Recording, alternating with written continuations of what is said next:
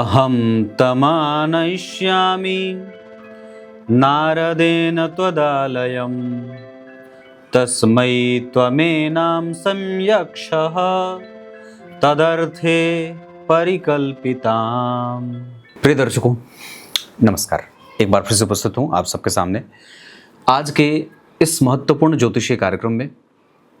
सिर्फ अगर मैं विषय की बात करूं तो मैंने अपने पिछले लाइव में आप लोगों से ये बात कही थी कि जितनी कुंडलियां आती हैं, अगर मैं एक दिन में 10 कुंडली देखता हूं या 5 जो भी देखता हूं, उसमें सबसे ज़्यादा समस्या करियर को लेकर आती है।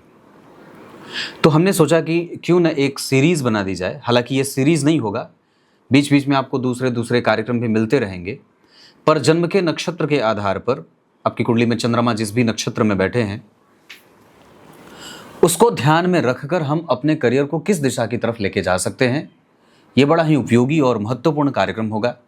और मैं समझता हूँ दुनिया में सबसे ज़्यादा अगर कोई समस्या है तो बेरोज़गारी की है। इसके पीछे का प्रधान कारण ये भी है कि हम अपने पूर्वजों के जो कार्य थे उसको छोड़ करके कुछ नया करने की कोशिश में हम लगातार बेरोज़गार होते गए और खोज ही करते रह गए। शुरू करते हैं आज का कार्यक्रम। कहीं नहीं जाना है, बिल्कुल बन के रहिएगा। आरंभ में जो मैंने श्लोक पढ़ा है वो शिव पुराण का है, जिसका अर्थ कार्यक्रम के अंत में से मैं बताऊंगा।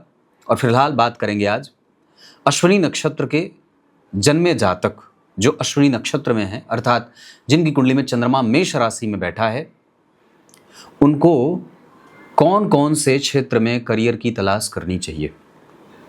सामान्यतया ये बात आपको पता होना चाहिए कि किसी भी नक्षत्र के 4 चरण होते हैं। उस चरण को आपको समझना होगा कि आपका जन्म अश्विनी नक्षत्र के किस चरण में हुआ है। पहले चरण के स्वामी मंगल होते हैं, दूसरे चरण के स्वामी शुक्र होते हैं, तीसरे चरण के स्वामी बुध होते हैं, चौथे चरण के स्वामी चंद्रमा होते हैं। इस आधार पर अगर आप बात करते हैं तो आपको अपने चरण को समझना होगा कि मैंने जैसे कहा कि आप किस नक्षत्र के कौन से चरण में जन्मे हैं। वैसे सामान्यतया करियर के चुनाव में जन्म कुंडली के दशम स्थान को सबसे पहले विचार किया जाता है। बहुत ध्यान से समझिए और मुझे देखिए। करियर के चुनाव के लिए जन्म कुंडली के दशम स्थान को देखा जाता है, पर वो भाव की बात हो गई। सामान्यतया जब कोई जातक आपसे ये पूछे कि मुझे किस क्षेत्र में करियर बनाना चाहिए, तो आप दूसरे नंबर पे उस जातक की कुंडली में सबसे बलवान भाव को भी देख सकते हैं। जैसे अगर उस कुंडली में चौथा भाव बलवान है तो आप ये बात कह सकते हैं कि हाँ, तुम जमीन से खरीद बिक्री का काम भी कर सकते हो। अगर जन्म कुंडली का अष्टम भाव बलवान है तो आप ये बात कह सकते हैं कि हाँ, तुम खनन के क्षेत्र से धन कमा सकते हो। पर यह काफ़ी नहीं होगा।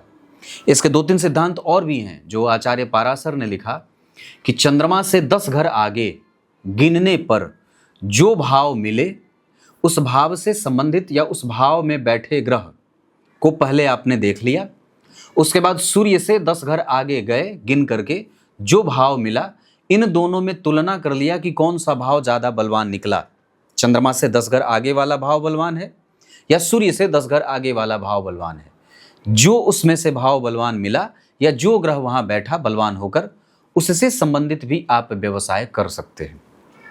ये बात भी पक्की है। लेकिन ये जितनी भी बातें मैंने बताई हैं ये सिर्फ भाव और ग्रहों से संबंधित है, जबकि इसका जो बेस शुरू होता है, जहाँ से इसकी तरंग उठती है, वो नक्षत्रों से शुरू होती है।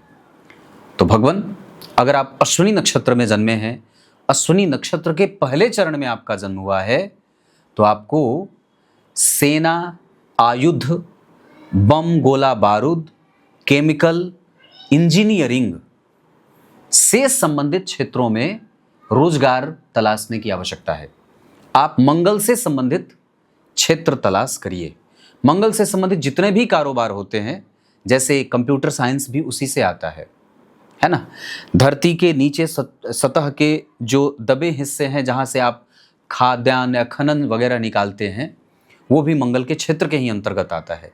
सैनिक सेवा से संबंधित जितने क्षेत्र होते हैं, चाहे उसकी हथियार, गोला बारूद की बात हो, उससे संबंधित कपड़े, वर्दी आदि जितना भी होता है, ऑटोमोबाइल जितना भी होता है, वो सब मंगल के क्षेत्र से आता है। ट्रांसपोर्ट वगैरह भी मंगल के क्षेत्र से आता है। अगर पहले चरण में जन्मे हैं तो आपको इस क्षेत्र की तरफ अपने आप को ले जाने की आवश्यकता है। अगर अश्विनी नक्षत्र के दूसरे चरण में आपका जन्म हुआ है तो फिर आपको सजावटी सामान, केमिकल और कॉस्मेटिक की चीज़ें जो शुक्र से संबंधित हैं, उससे संबंधित क्षेत्रों में आपको अपना करियर बनाना चाहिए। अगर शुक्र आपकी कुंडली में बलवान होकर बैठे हैं तो आपको मैनेजमेंट के क्षेत्र में भी अच्छी सफलता मिल सकती है। अश्विनी नक्षत्र के दूसरे चरण के स्वामी चूंकि शुक्र होते हैं, इस आधार पर आप कला के क्षेत्र से भी धन कमा सकते हैं। कौशल कला और MBA मैनेजमेंट वगैरह, जैसे कि मैंने कहा है, कारीगरी, कसीदाकारी, महीन जो धागे का काम होता है, तार का काम होता है, जरी का काम होता है, कपड़े पे जो महीन कसीदाकारी की जाती है, उससे संबंधित जितना भी काम होता है वो आप कुछ भी कर सकते हैं। इसके बाद जो छुपी हुई विद्या है, योग है, प्राणायाम है, तामसिक विद्याएं हैं, इससे भी संबंधित क्षेत्रों से आप धन कमा सकते हैं अगर अश्विनी नक्षत्र के दूसरे चरण में आपका जन्म हुआ है तो। भगवान तीसरे चरण की बात अगर करते हैं तो वो बुध से संबंधित हो जाता है। मतलब अश्विनी नक्षत्र के तीसरे चरण के स्वामी बुध होते हैं। टेलीकॉम का सारा सेक्टर बुध संभालते हैं। पढ़ाने का सारा सेक्टर बुध के अंतर्गत आता है। पब्लिकेशन का काम सारा बुध के अंतर्गत और गुरु के अंतर्गत आता है। ट्रांसपोर्ट, पोस्ट ऑफिस, इससे संबंधित सारा बुध के अंतर्गत आता है। लेखन कला बुध के अंतर्गत आता है। पढ़ाने का काम बुध के अंतर्गत आता है। टूरिज्म, ट्रैवलिंग का काम भी बुध के अंतर्गत आता है। गाइड, टूरिस्ट गाइड जो होते हैं वो बुध के अंतर्गत आता है। उसके बाद बच्चों के कपड़े, बच्चों के खिलौने, बच्चों से संबंधित जितनी भी चीज़ें होती हैं वो सब बुध के अंतर्गत आती हैं। अगर आप अश्विनी नक्षत्र के तीसरे चरण में जन्मे हैं और अगर आपकी कुंडली में बुध बलवान होकर लग्न में, दशम में या नवम या एकादशवें भाव में बैठे हैं, या वो जन्म कुंडली के सप्तम या दशम भाव में बलवान होकर बैठे हैं, तो निश्चित रूप से आप बुध से संबंधित भी कारोबार कर सकते हैं। जरा भी भटकने की कोई आवश्यकता नहीं है। अगर बुध की बात चल रही है तो मैं आप लोगों को बुध से संबंधित एक सिद्धांत भी बता देता हूं। विचार करके देखिए कि आपके लग्न कुंडली में बुध कहां बैठे हैं। जहां बैठे हैं उससे पंचम भाव में जो राशि बनी हो या जो ग्रह बैठा हो, उससे संबंधित क्षेत्रों से भी या उस ग्रह की महादशा अंतरदशा से भी में भी आप कार्य की शुरुआत कर सकते हैं। क्लियर है? तो अश्विनी नक्षत्र के तीसरे चरण में अगर आपका जन्म हुआ है तो आप बुध से संबंधित कोई भी कारोबार कर सकते हैं। मिल्क प्रोडक्ट भी बुध के अंतर्गत आता है, पाउडर जो चीजें होती हैं, है ना। उसके बाद टेलीकॉम सेक्टर मैंने कहा, रेडियो, ये भी बुध के ही अंतर्गत आ जाता है। दूरसंचार के जितने भी साधन होते हैं वो सब बुध के अंतर्गत आते हैं। अब बात करते हैं अश्विनी नक्षत्र के चौथे चरण की। इसके जो स्वामी होते हैं चौथे चरण के वो होते हैं चंद्रमा। अब इस आधार पर कि अगर आपका जन्म अश्विनी नक्षत्र के चौथे चरण में हुआ है तो आप खाने पीने से संबंधित सारा काम कर सकते हैं। दूध दही से संबंधित सारा काम कर सकते हैं। मिल्क प्रोडक्ट, पशुशाला, पशुपालन, खेती किसानी का काम भी कर सकते हैं। खाद और बीज का काम भी कर सकते हैं। जल, मछली उत्पादन से संबंधित अगर कोई भी काम आप करना चाहते हो तो आप वो भी बिल्कुल कर सकते हैं।